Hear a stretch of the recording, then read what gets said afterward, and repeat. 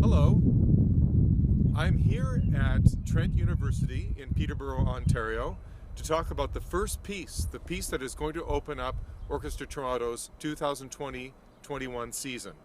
That is Brahms' beautiful Academic Festival Overture.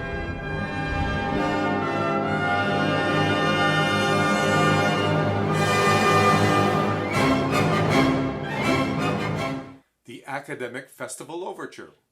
This is a piece that's very special in Brahms's output. It's not like anything else. It was written about in the middle of the time when he was writing his symphonies, and so it has elements of everything that you hear in Brahms, but what makes it stand out is this sunny disposition that it has. Brahms never attended university. He came from a poor background and he became an accompanist and toured throughout Europe, working with a couple of very famous violinists. One of them was Joseph Joachim. And one summer, Joachim decided that he was going to take some university courses. And he invited Brahms to come with him and just be there.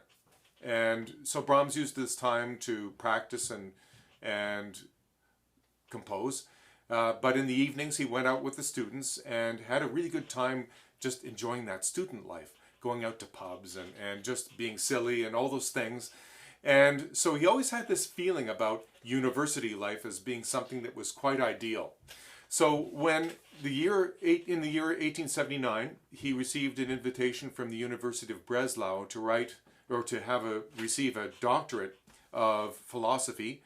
He ended up writing this piece. He originally wasn't going to write anything, but he had his arm twisted and he decided to write this 10-minute piece. It includes 4 very popular student songs from the time, and it goes like this. Basically, it starts very quietly. It starts with, it's a large orchestra, it has percussion, it has full brass, piccolo, contrabassoon in the winds. It's 3 trumpets, which is unusual. And it starts very quietly though, and you hear this boom chick in the percussion, and it sounds like a Turkish march. It actually sounds a little bit like the Rakoczy March by Berlioz, which apparently was one of Brahms's favorite pieces. And then seemingly out of the blue, you hear these 3 trumpets playing that first song very softly. It's actually a song which was called Wir hatten gebaut ein staatliches Haus. And it was a protest song. And then it builds up in the orchestra, and then we're off to the races with a splash of color.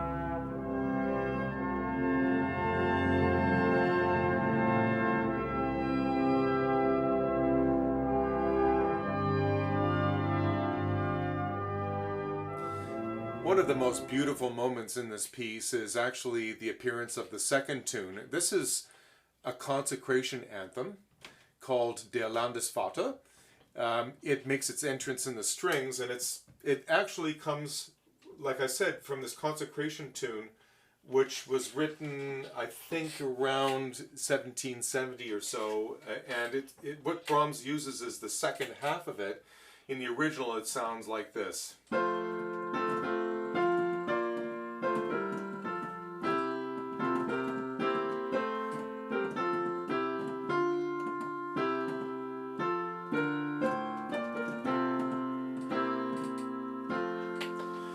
But you see, what he does is he puts this into the strings, and the way he uses the harmonies, and the way he uses the orchestra, it's this explosion of heartfelt tenderness. It's one of the most famously heart-melting moments in this piece.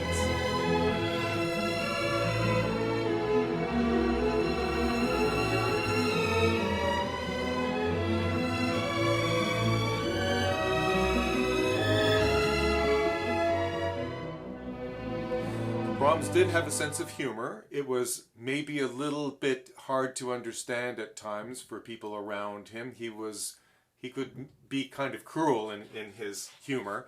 But one of the songs that he uses is, it's called a freshman song. It comes from a silly tradition that existed at the time. basically hazing, where they would bring the first year students, the freshmen, into a room, and the graduate students would sing this song and get them to do things. The freshman students were known as little foxes, and so the little foxes would have to run here or pick up that or do whatever. And this song that they would repeat over and over again would go something like this.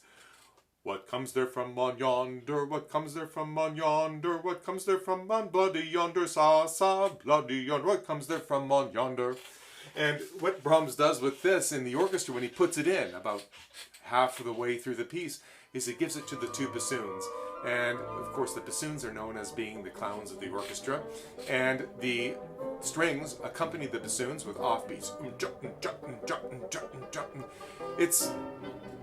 It's a joke. It would have been seen as being a joke, especially for those who knew Brahms.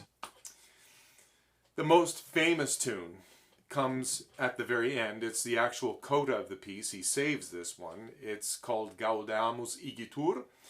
And this is where really Brahms pulls out all the stops with his contrapuntal know-how, with his usage of the orchestra, with the virtuoso passages that he gives to the violins and the rest of the strings, and the melody floats in the winds and the brass, and it's a very joyous occasion and it just wraps up the piece. So it will certainly be a very joyous occasion when we are finally able to meet once again at the George Weston Recital Hall, and when we are able to do so, to make music together and to be able to share it with you, we're going to feel just like Brahms felt in preparing this music to remind him of his student days, the days of when everything was positive and open. Let's look forward to that. Let's hold on to that idea. Thank you for joining me.